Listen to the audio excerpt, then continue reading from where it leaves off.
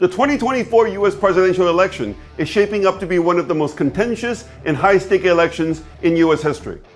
But financial markets seem to be unfazed so far, with S&P 500 racking up its best performance in the first 50 days of a presidential election year in 40 years. What does this election mean for stocks, interest rates, and the U.S. dollar? How serious should we take Trump's threat of a 60% tariff on China? What is the outlook for the RMB and oil price?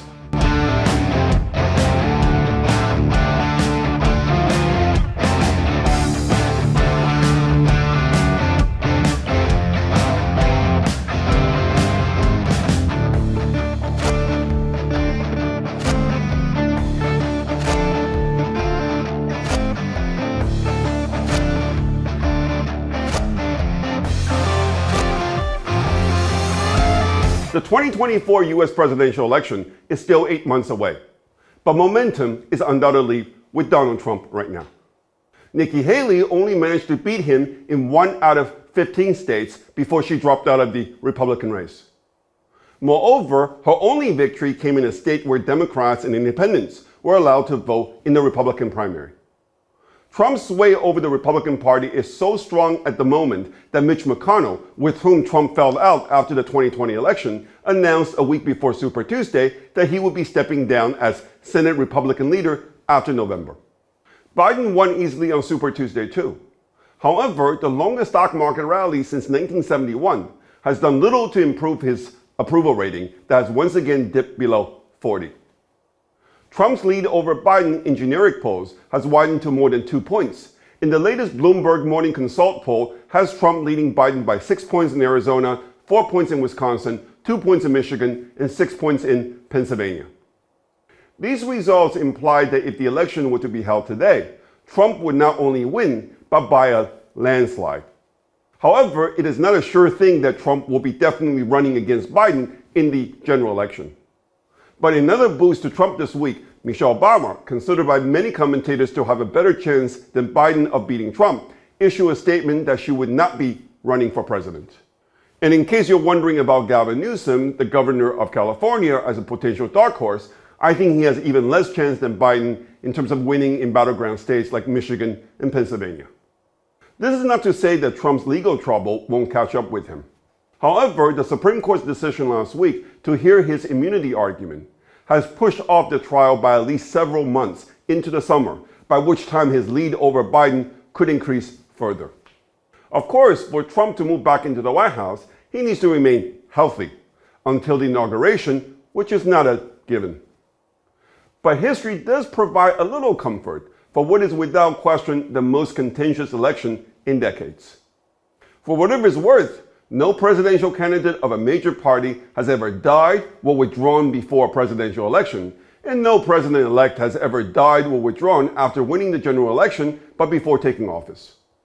Wall Street likes to count his chicken before they hatch. With increasing odds of a second Trump presidency, the market is starting to think about winners and losers.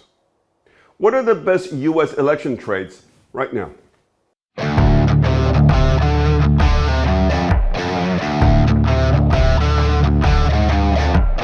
A major policy feature of Trump's first term was his corporate and personal income tax cuts that resulted in a substantial easing of U.S. fiscal policy. This gave a big boost to U.S. economic growth and drove up both U.S. interest rates and the U.S. dollar. Investors who positioned for a rise in the dollar and U.S. rates following Trump's victory in 2016 did well. Will a second Trump term be accompanied also by a strong dollar and higher U.S. rates? It's not that obvious. There's little new economic stimulus in his 2024 campaign platform, other than his plan to make the expiring estate tax and individual tax cuts from the 2017 Tax Cuts and Jobs Act permanent. In any event, if he wins, he will be inheriting a massive budget deficit from Biden that will seriously constrain his fiscal options. It is not clear to me that the dollar and U.S. rates, which are already very high right now, are heading much higher under a second Trump term. If not the U.S. dollar and U.S. rates, which markets could be potentially the most affected by a second Trump term?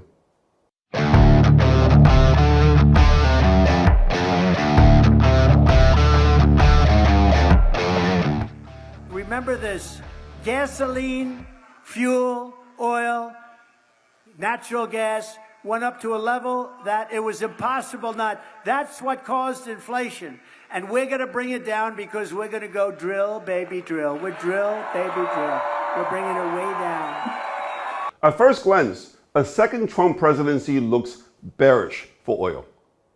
Trump has been capitalizing on voter frustration with high inflation, which he blames on high energy prices.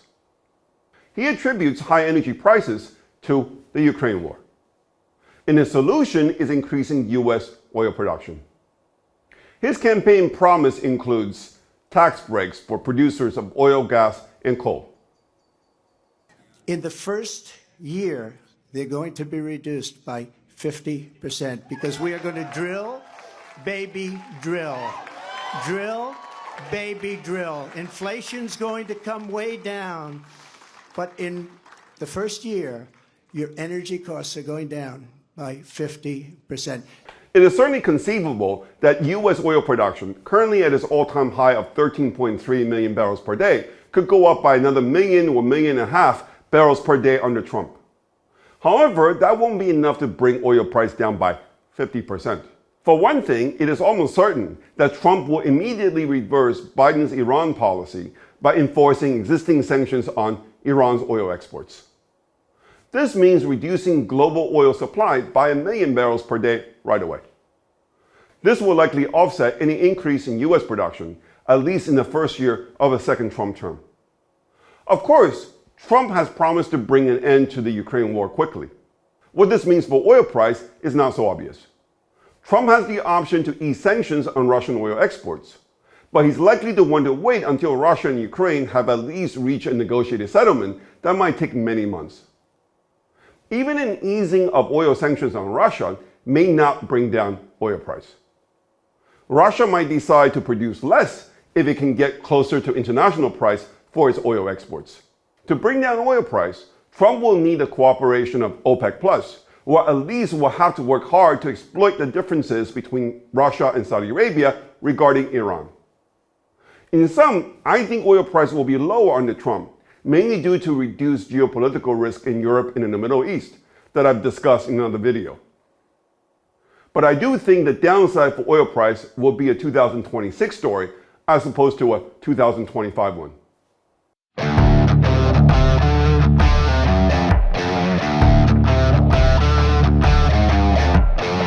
Democrats and Wall Street like to take everything that comes out of Trump's mouth literally. The presumption in the mainstream media and in the market at the moment is that Trump will impose additional tariffs on China as soon as he becomes president. In fact, a 60% tariff. Trump is a chess player. I think 60% is a calculated opening gambit. Now the Washington Post is saying that you're talking about 60% tariffs on Chinese goods. Is that in the cards? No, I would say maybe it's going to be more than that. These are the facts about the U.S.-China bilateral trade right now. U.S. trade deficit with China has declined from $420 billion in 2018 to just $280 billion in 2023, a 33% reduction. U.S. trade deficit with China as a share of overall U.S. trade deficit has declined from 48% in 2018 to just 26% last year. U.S. imports from China as a share of total U.S. imports has dropped from 21.2% in 2018 to just 13.8% in 2023, the lowest in nearly 20 years. The trade balance between the U.S. and China has narrowed dramatically over the past 5 years. Based on the current trend, by the time Trump is sworn in if he wins the election, China's share of the U.S. trade imbalance with the world will be smaller than China's share of the world economy. Of course, the bilateral trade balance between the U.S. and China does not capture China's indirect exports to the U.S. via Mexico and Southeast Asia. But to address this indirect imbalance is not easy, as it could involve upending existing trade agreements between the U.S. and these countries.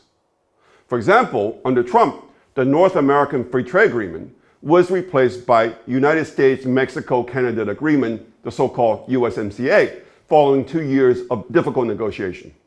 USMCA established a 75% regional value content requirement for vehicles, meaning 75% of components of autos that qualify for zero tariffs have to be manufactured in either the US, Canada, or Mexico. Trump could try to extend this agreement into other areas of manufactured goods, but it will run into strong resistance by Mexico and Canada. Increasing tariffs is also at odds with Trump's pledge to bring down inflation. Indeed, with inflation not back to 2% and unemployment rate at 3.7%, tariffs are not the first best policy for addressing trade imbalance. My guess is that more likely, Trump will use the threat of tariffs to pressure China into purchasing more US-produced goods. In the Phase 1 trade agreement signed by Trump and China in 2020, China committed itself to increasing its purchases of certain US goods and services in 2020 and 2021 by at least $200 billion over 2017 levels. Due partly to the pandemic, this never happened. I suspect Trump's first move will be to call on China to fulfill its commitment. Trump's a pragmatist. It will make a great deal of sense for the two countries to revive the terms of the Phase 1 agreement as the basis of any new negotiation. Trump called the deal a historic deal, the biggest deal ever seen. He invested a lot of time and energy on it. I'm going to assume that he won't want to start from scratch. There's a high degree of uncertainty about US-China relations under a second Trump term, but I don't think we should automatically assume that it would be all bad. Trump had a good relationship with Xi Jinping. I like President Xi a lot. He was a very good friend of mine during my term. The fact that Trump remains strategically ambiguous regarding Taiwan should help make trade negotiation easier. I am more optimistic about US-China relations under a second Trump term than under a second Biden term, even though I don't expect a Trump win to provide a major relief for the Chinese economy. As I argue in a recent video, China is transitioning from a high debt growth regime to a low debt growth one. To facilitate this transition, China needs to lower interest rates. Beijing should not wait for the Fed to start cutting interest rates, even if it means a weaker RMB. I can see the RMB up or down under Trump, but I think the RMB will be weaker between now and the November election.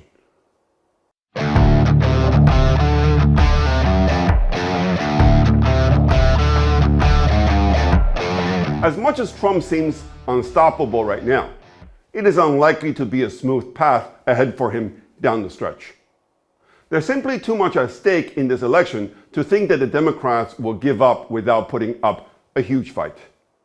Too much bad blood has been spilled over the past few years for this to play out like a normal election. There has been a lot of talk, too much talk, on both sides about revenge and retributions. This despite the fact that Trump, in his speech at CPAC last month, tried to calm both his supporters and detractors by declaring that the unprecedented success of the country will be his ultimate and absolute revenge.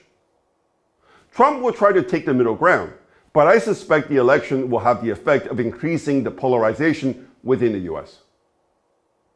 In the latest Unbound monthly G7 political poll survey, 59% of Americans say that people in their country are either very or extremely politically divided, up from 50% in December.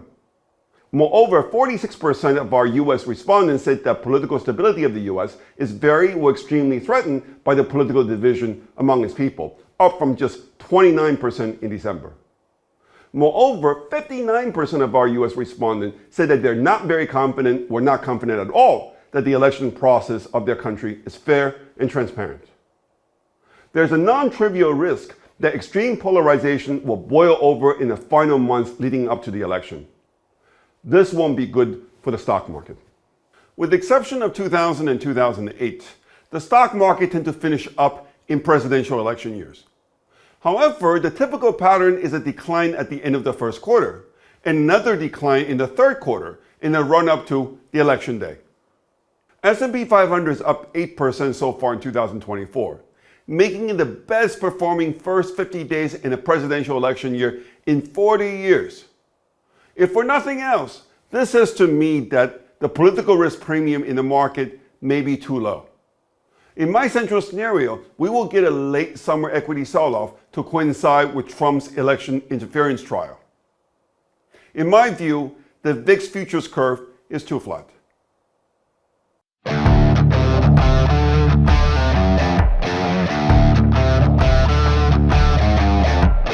Under Biden, the world has gone from one conflict to another. Ironically, this has helped the dollar by increasing demand for safe haven assets.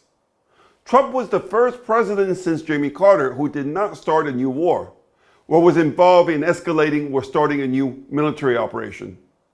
To the extent that under a second Trump term, some overdue calm might return to the world finally, it is reasonable to think that the dollar will be weaker.